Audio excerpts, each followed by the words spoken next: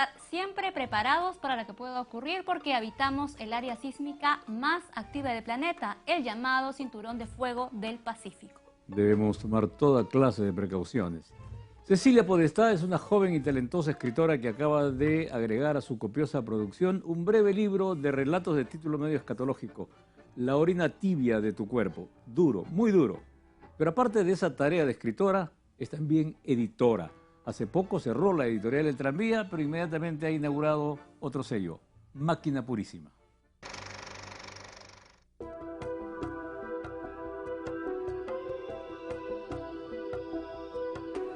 Cecilia Podestá ha dejado otra vez la poesía formal para entregarnos un breve libro de relatos impregnados de salvaje poesía, como señala Guillermo Niño de Guzmán en la contraportada.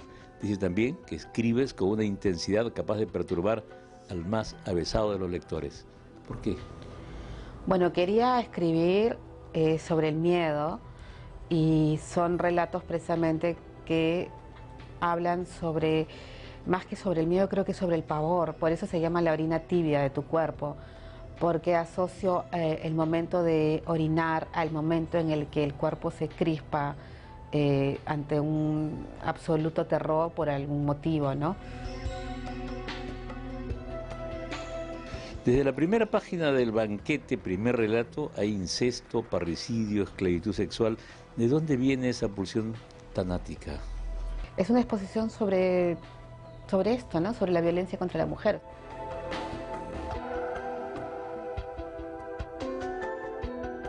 Dice también Niño de Guzmán que es un grito incesante que viene de lo más hondo. Los freudianos dirían que es con el fin de describir las acciones del subconsciente para volver a un estado anterior al trauma de nacimiento.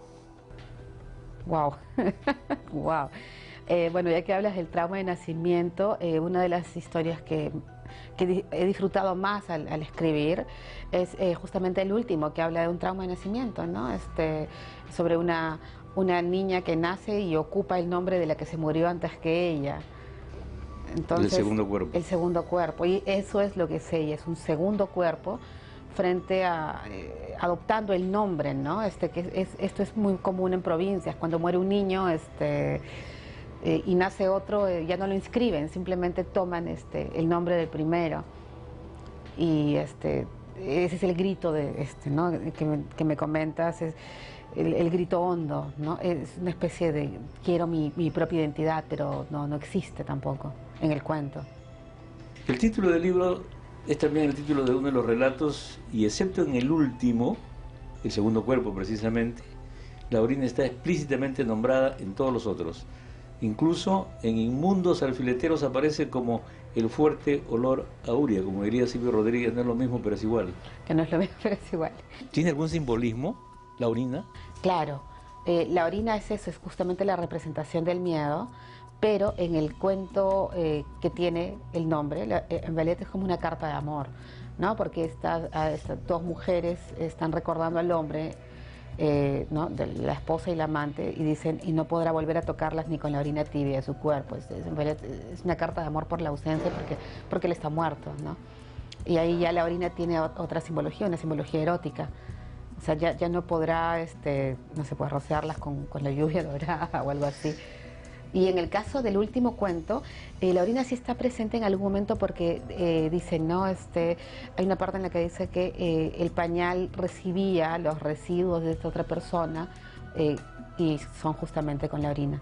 Pero además es un libro cargado de erotismo, a pesar del temor, a pesar de toda lo terrible que es, está cargado de erotismo.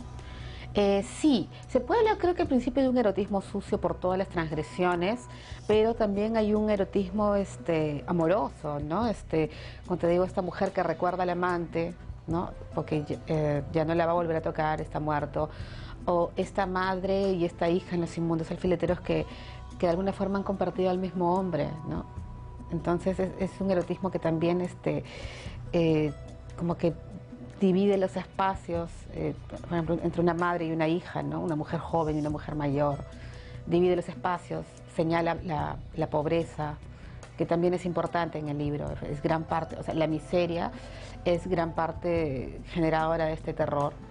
Y lo otro ya, digamos, no sé si hay un erotismo, pero creo que uno de los cuentos más terribles de alguna forma es este personaje, este torturador, ¿no? Que termina violando a la sobrina, pero porque a él le pasó lo mismo. Cuando esto ocurre, claro, este chico ya es mayor, pero no deja de ser un niño, ¿no? ¿De dónde viene toda esa pulsión? ¿De dónde sale? Porque todo el libro está cargado de transgresión. ¿Y tú mismo eres una transgresora? No, yo creo que jugaba a la transgresión cuando tenía 20 años, ¿no? Ya tengo 30. Es distinto, o sea, creo que la transgresión va hacia la escritura. Me interesa mucho el tema, ¿no? Me interesan los personajes marginados, sí. Me interesa la violencia en ellos también, pero porque desarrolla en mí otro lenguaje que también me interesa, ¿no? Ese lenguaje sucio de alguna forma. Transgresora podría ser en la escritura, ¿no? ¿Compartes tu trabajo de creación con trabajo en prensa también, no? ¿Estás en La Mula?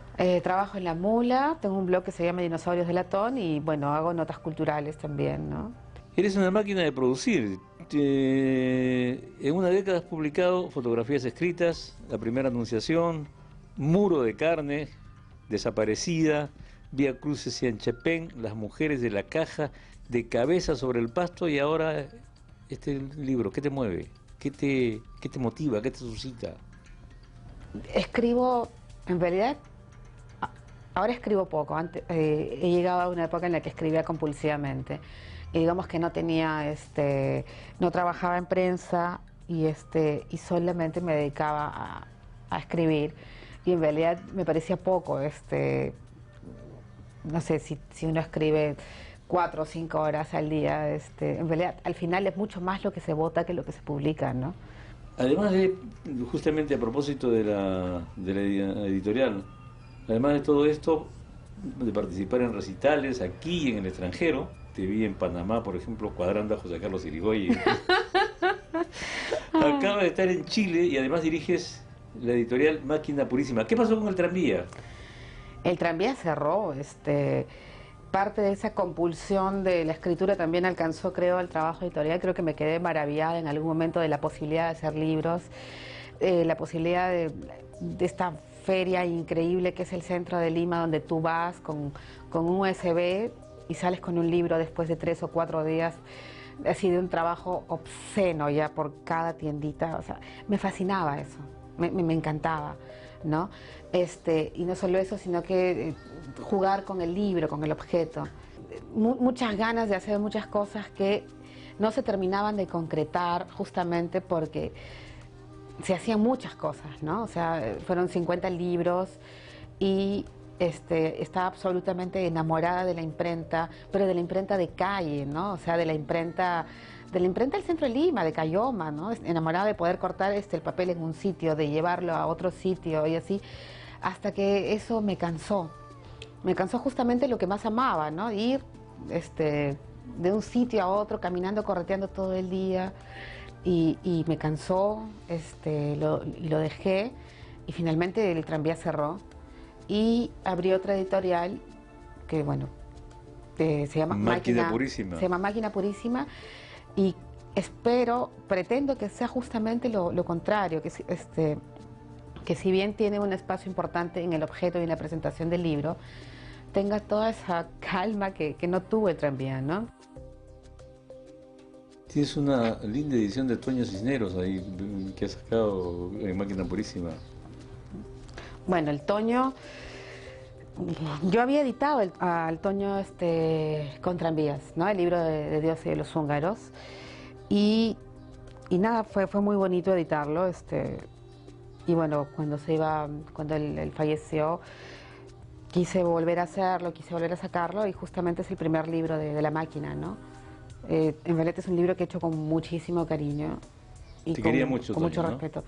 Sí, nos insultábamos mucho, nos queríamos mucho, nos gritábamos mucho, y había algo especial entre él y yo, o sea, mucha, no sé, como que el guiño del ojo de lo estás matando, pero mátalo, ¿no? Una cosa así. Y nada, había mucho cariño. Y este libro es, o sea, es eso, ¿no? Es darle un abrazo ahora que ya no está. Y el otro libro que vamos a presentar también es la tercera edición de La Contemplación de los Cuerpos de Luis Fernando Chueca. Este libro, bueno, se estuvo paseando un poco, fuimos a ver algunas cosas con el libro a Chile también, ¿no? Y se va a presentar, una de las cosas que yo creo que más he odiado de todas las presentaciones. Sí, las presentaciones, ¿no? Entonces, pero es necesario a veces, ¿no? A veces es necesario, sí, pero por ejemplo lo que yo intento ahora es que los libros, quiero poder armar los libros mientras el poeta los lea, es como una especie de performance que habla de la edición, que habla del libro, que habla del autor, ¿no? Entonces eso es lo que vamos a hacer. A propósito de armar, ahí veo que tienes un manuscrito prácticamente... Eso. Esa es una primicia. Esto sale en enero o en febrero. Es otro abrazo a uno de los poetas que más amo, que más he amado, ¿no? Son los 5 metros de poema de Carlos Oquendo de Amat. Y son 5 metros de papel trabajado, 5 ¿Papel metros de cera? Sí, papel de cera. ¿Y lo has hecho tú también? Sí, la cera, digamos que es uno de los elementos con los que más he trabajado para llegar a los libros, en todo caso investigado también, ¿no? He trabajado mucho en el taller bueno, a mí me pasan cosas curiosas en el taller. Por ejemplo, cuando trabajo con los libros siento que los vuelvo a leer de mil y un formas, ¿no? No sé, cuando les tiro la cera, cuando los plancho, no sé. La orina tibia de tu cuerpo. Mariana hizo una pausa en la clase. Miró a sus alumnos y todos le parecieron poco menos que innecesarios. Sacó nerviosamente de su bolsillo un plumón empacado en plástico y siguió hablando de los personajes femeninos en la literatura alemana del siglo XIX. Volvió a hacer otra pausa porque sintió náuseas, un ligero punzón en el abdomen y dolor en la cintura. Habían pasado 2 años desde la muerte de su marido y por primera vez después de meses sintió ganas de llorar. El plástico no cedía a sus dedos de uñas mal cortadas. Pronto renunció a abrirlo con los dientes. Quería desesperarse, pero los innecesarios lo notarían. Entre ellos, la apenas mujer idiota, rozando los 30, de la que todos saben que regresó a la universidad 10 años después, levanta la mano y comenta los estereotipos de estos personajes y su escena política. Los innecesarios la escuchan y se sorprenden, porque al parecer tiene información útil para el resto de la clase.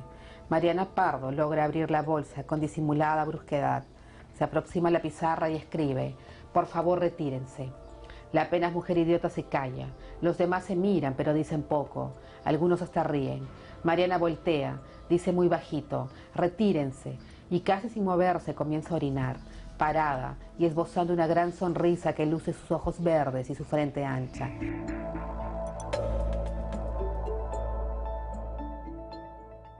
Gracias, Cecilia Podestá. Vamos a la pausa y de regreso volveremos con la maestra Clelia Mertens y las arpas clásicas y folclóricas.